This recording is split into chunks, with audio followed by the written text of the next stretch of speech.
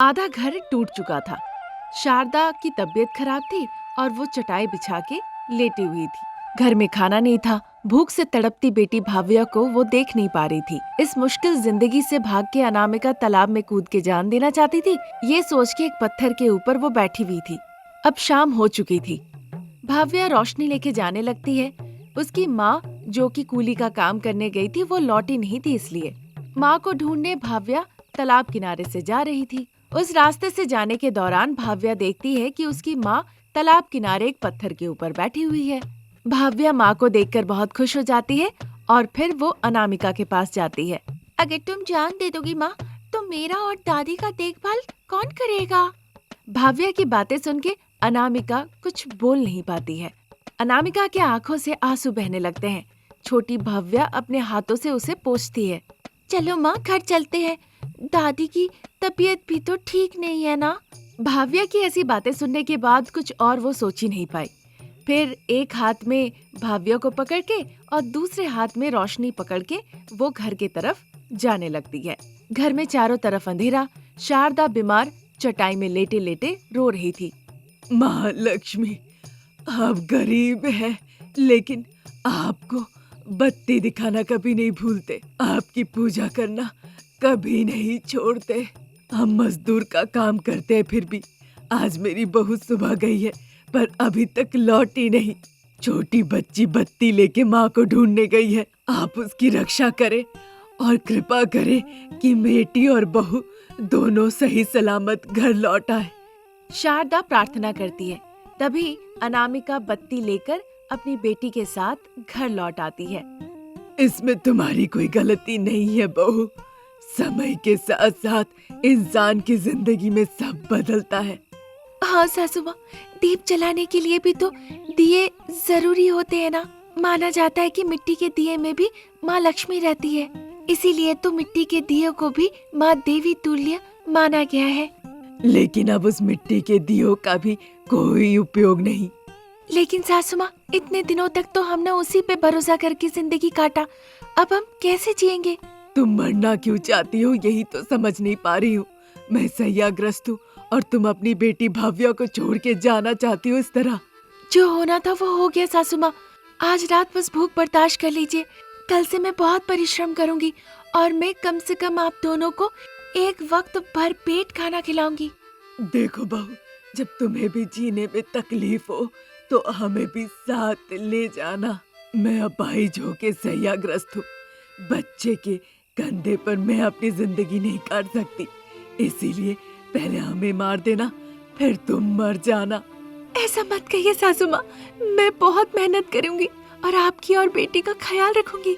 ऐसी बातें करते हैं। फिर सास, बहू और भाव्या तीनों सो जाती है। अब अगले दिन क्योंकि ज्यादा ऊर्जा नहीं थी, इसीलिए अनामिका बहुत कमजोर महसूस कर रही थी। 2 दिनों से अनामिका खाना नहीं खाया था। फिर भी हिम्मत जुटाते हुए अनामिका मिट्टी के दिए बनाने में लग जाती है। रघुपति नाम का एक अमीर इंसान अपनी गाड़ी लेके उसके घर आता है। कार देख के अनामिका और उसकी बेटी भाव्या देखती रह गई। तभी रघुपति गाड़ी से उतर के अनामिका के पास आता है। यहाँ अनामिका नाम की कौन है? मेरा नाम अनामिका है सर। मैंने आपको पहले नहीं देखा। आप यहाँ नए हैं, बताइए क्या कर सकती हूँ? परेशान मत हो, हमें 25,000 मिट्टी के दिए चाहिए। क्या आप हमें 1 हफ्ते के अंदर दे सकती है? इसके लिए बड़ी राशि का भुगतान करूँगा। ये सुनकर अनामिका और भाव्या बहुत खुश हो जाती है। जरूर बना के दे सकती हूँ सर। देखो, मैं काम से निकला था और बीच में यहाँ आ गया, इसीलिए अपने साथ बहुत पैसे नहीं लाया। कुछ राशि लाया हूँ, इसीलिए इसे अग्रिम के रूप में ले लीजिए और काम शुरू कर दीजिए। ऐसा कहकर रघुपति ने कुछ पैसे दिया और वहाँ से चला गया। अनामिका उन पैसों से अपने घर के लिए आवश्यक किराने का सामान ले आती है और स्वादिष्ट व्यंजन पका के अपनी सासू माँ और बेटी को खिलाती है। वो भी खाती है। कई दिनों के बाद थोड़ा खाना खाया था, इसीलिए वो चैन से सोना चाहती थी। फिर अनामिका जाके सो जाती है। वो दिन निकल जाता है। तब तक अंधेरा छा गया था। अनामिका हड़बड़ा के नींद से उठ के बाहर आती है और देखती है बाहर पूरा अंधेरा है, इसीलिए उसके पास कुछ करने को था नहीं। वो सोचती है कल दिन रात बिना देखे वो 25,000 मिट्टी के दिए बनाएगी, पर उसने कुछ सोचा था और ईश्वर ने कुछ और सोच रखा था। अगले दिन अनामिका को तेज बुखार आ जाता है। वो उठ ही नहीं पाती। इसी तरह दिन निकल जाता है।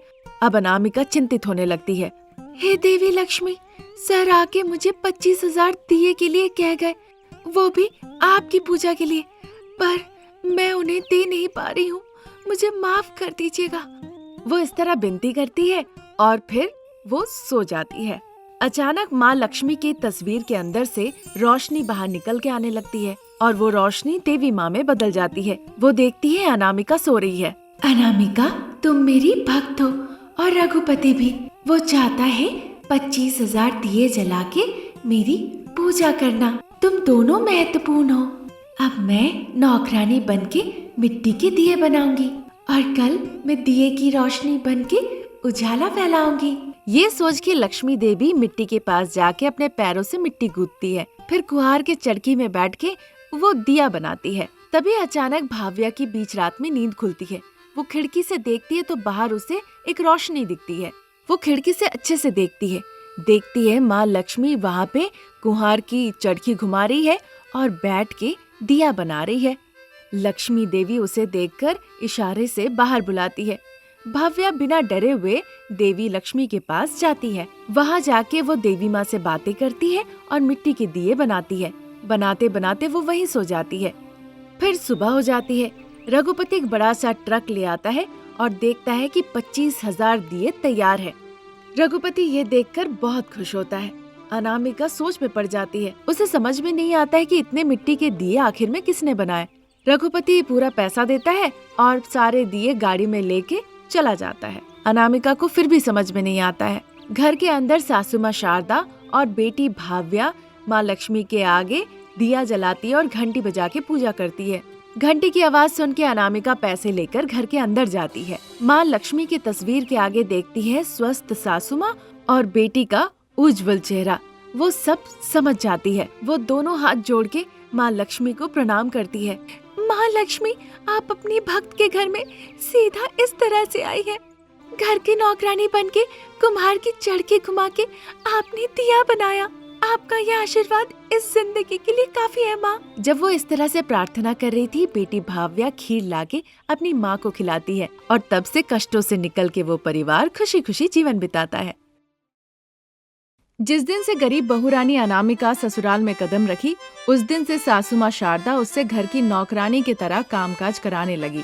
उसे कभी भी अपने बहू के रूप में नहीं माना, पर अनामिका को लगता था कि ये उसी का घर है, इसलिए ससुराल वालों का वो बहुत इज्जत करती थी और घर का सारा कामकाज वो खुद ही करती थी।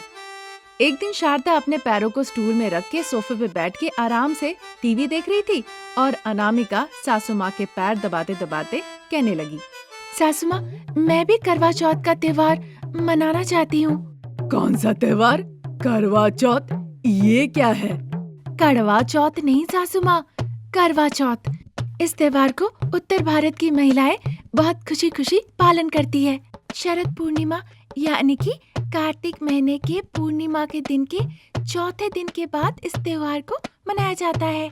जब हमारे तरफ नहीं होता है, फिर इसे मनाने की क्या जरूरत? ऐसा मत कहिए सासू माँ, मान लीजिए ना। देखो, विनायक चतुर्थी हम मनाते हैं, जहाँ विनायक जी की कृपा हम पे बनी रहती है। विजयदशमी हम मनाते हैं ताकि माँ दुर्गा हमें शक्ति दे। दिवाली हम मनाते हैं ताकि माँ लक्ष्मी हमारे घर से न जाए। पर इस करवा चौथ से क्या होता है? करवा चौथ करने से हमारे पति सुरक्षित रहते हैं, ईश्वर का आशीर्वाद रहता है, धन प्राप्ति और खुशहाली बनी रहती है। भारत की महिलाएं इस त्योहार को अपने पति की मंगल कामना करते हुए पालन करती है। वो अपने पति की मंगल कामना करते हुए पति के लिए पूरा दिन उपवास रखती है। जब से तुमसे शादी हुई है, मेरे बेटे की तबीयत भी ठीक नहीं रहती। इसीलिए तो माँ जी, उनकी मंगल कामना करते हुए मैं ये त्योहार पालन करना चाहती हूँ। तकलीफ देती हो, फिर दवा लगाती हो, फिर तकलीफ देती हो। इससे तो दर्द बढ़ता ही रहेगा ना बहू। मैं कोशिश करूंगी कि आइंदा ऐसा ना हो माँ जी, आप बस इसके लिए आज्ञा दे दीजिए। क्यों इतना जिद कर रही हो? तुम्हें पता है इस त्योहार को कैसे मनाते हैं? मैं जानती हूँ सासू माँ, भारतीय महिलाएं इस त्योहार को विशेष रूप से अपने पति की मंगल कामना करते हुए करती है। पति के आयु की वृद्धि के लिए वो सुबह से शाम तक उपवास करके रहती है फिर शाम को जब आसमान में चांद निकल आता है तो छलनी से पहले चांद को देखकर वो पूजा करती है और फिर अपने पति के चेहरे को देखकर वो अपने उपवास को वहीं पे तोड़ती है। ऐसा कहकर अनामिका अपनी सासू माँ को देखती है। बताओ बताओ बहू, और बताओ, मैं सुन रही हूँ। उन्हें विश्वास है कि ऐसा करने पे उनके पति सुरक्षित रहेंगे हमेशा, और ये भी मानती है कि ये उनके पति के लिए अच्छा है। छलनी से देखकर पत्नी अपना उपवास तोड़ती है और ये त्योहार ऐसे पूरा होता है। हाय रे बहू रानी, लेकिन उत्सव के नाम पर तुम चाहती हो एक दिन का काम से भागना ताकि आराम करने मिले, है ना बहू? नहीं नहीं सासू माँ, मैं काम करना छोड़ूंगी नहीं। हमेशा की तरह मैं घर का सारा काम करूंगी, खाना पकाऊंगी, सब कुछ करके दूंगी, साथ ही साथ इस त्योहार को भी मनाऊंगी। ठीक है, फिर एक बार मैं सोच के बताती हूँ। ऐसा ना कहिए सासू माँ, आप राजी हो जाइए। जब तक आप राजी नहीं होंगे तब तक मैं आपके पैर छोड़ूंगी नहीं, मैं जाने नहीं दूंगी। ऐसा कह के अनामिका कसके सासू माँ के पैर पकड़ लेती है। शारदा को इस बात से बड़ा गुस्सा आता है। पैरों में दर्द हो रहा है, छोड़ो छोड़ो बोल रही हूँ। आप राजी नहीं होंगी तो मैं नहीं छोड़ूंगी माँ जी। सास बहू के बीच जब बात चली रही थी तभी शारदा के पति प्रसाद वहाँ आ जाते हैं। वो देखते हैं सासू माँ नखरे मार रही है और बहू विनती कर रही है। शारदा, वो विनती कर रही है, मान जाओ। इस तरह से तुम क्यों उससे करवा रही हो? हाँ, मान जाइए माँ जी। नहीं मानूंगी तो क्या गला पकड़ लोगी मेरा? ऐसा मैं क्यों करने का सोचूंगी माँ जी, बेचारे पिताजी अकेले पड़ जाएंगे। चिंता मत करो बहू, सासू माँ ही गला पकड़ने को कह रही है। वैसे भी तुम्हारी सासू माँ इंसान नहीं है, वो तो एक शेरनी है। लेकिन इतना क्यों विनती कर रही हो सासू माँ से? ये सुन के अनामिका सासू माँ के पैर छोड़ के चुपचाप खड़ी हो जाती है। मैं करवा चौथ करना चाहती हूँ पिताजी। वाह बहू, पति की सुरक्षा के लिए ये त्योहार मनाया जाता है ना। करो बहू करो, तुम अपने पति की सुरक्षा चाहती हो। हम भी अपने बेटे बहू को हमेशा खुश देखना चाहते हैं। तुम खुशी से करो बेटा। इस घर की मालकिन मैं हूँ, मेरी मर्जी के अलावा इस घर में कुछ भी नहीं हो सकता। वो ठीक है शारदा, पर बहू करेगी तो हमारा ही बेटा सुरक्षित रहेगा ना। वैसे मुझे इस त्योहार में कुछ भी अच्छा नहीं लगा, पर क्योंकि मेरा बेटा खुश रहे, मुस्कुराते रहे, बस इसलिए मान रही हूँ। शारदा की ये बात सुन के अनामिका बहुत खुश हो जाती है और खुशी के मारे सासू माँ के पैर छू के वो प्रणाम करती है। भक्ति में जैसे कमी नहीं है, वैसे घर के काम काज में कमी रहना नहीं चाहिए। मैं सब संभालूंगी सासू माँ, आप बस 25,000 रुपए का बंदोबस्त करके रखिए। 25,000 रुपए? ये सुन के शारदा का मुंह खुला का खुला रह जाता है। हाँ शारदा, इससे भी ज्यादा खर्च होते हैं। हमारी बहू गरीब है, इसीलिए वो बस 25,000 रुपए खर्च करने को कह रही है। पति की बातें शारदा को कुछ समझ में नहीं आता, इसलिए उसका चेहरा क्वेश्चन मार्क जैसा बन जाता है। ये कैसा त्योहार है? बहू त्योहार मनाएगी, उसके लिए सासू माँ 25,000 खर्च करेगी, ऐसा क्यों? इस त्योहार में एक सरगाई थाली दी जाती है। वो सरगाई थाली सासू माँ अपनी बहू को स्नेह के प्रतीक और वंशानुगत रूप में देती है। इस सरगाई थाली में नए वस्त्र, आभूषण, भोजन, फल, मिठाई, 16 श्रृंगार, इस तरह के 16 अलग अलग तरह के वैरायटी के साथ श्रृंगार की चीजें दी जाती है। विवाहित महिला को जो जो चीज चाहिए वो सब इस थाली में दी जाती है और ये थाली सास अपनी बहू को देती है। फिर तो इसकी कीमत 25,000 होगी, मैं दूंगी। बेटे से ज्यादा बड़ा कुछ नहीं, जाओ तुम तैयारी करो। उन्होंने इस तरह कहा। अनामिका फिर वहाँ से चली जाती है। 2 दिनों के बाद तीसरा दिन करवा चौथ था। अनामिका सुबह जल्दी जल्दी उठ गई, फिर घर का सारा काम की, साफ सफाई की, घर के बाहर रंगोली दी, फिर नहा के नए कपड़े पहनी। सूरज उगने से पहले उस उपवास को करना शुरू किया जाता है। ये उपवास बहुत ही कठिन होता है। पति की सुरक्षा कामना करते हुए वो एक बूंद पानी तक उपवास के दौरान नहीं पी सकती। उपवास में सारा काम की। शाम को जब चांद निकला, अनामिका अपने पति को देखी और फिर पति ने पानी पिला के उसका उपवास तोड़ा। अनामिका की सासू माँ शारदा आके उसके हाथ सरगाई थाली दी। अनामिका नवविवाहित की तरह तैयार होकर बाहर निकल के आई थी। वो अपने पति के साथ चांद की पूजा करती है, फिर छलनी से चांद को देखते हुए अपने पति को देखती है। रमेश को इस तरह देखकर अनामिका मुस्कुराती है। फिर अनामिका अपने पति का आशीर्वाद लेती है और इस तरह गरीब बहू रानी अनामिका अपना करवा चौथ का ये त्योहार बहुत अच्छे से पालन करती है।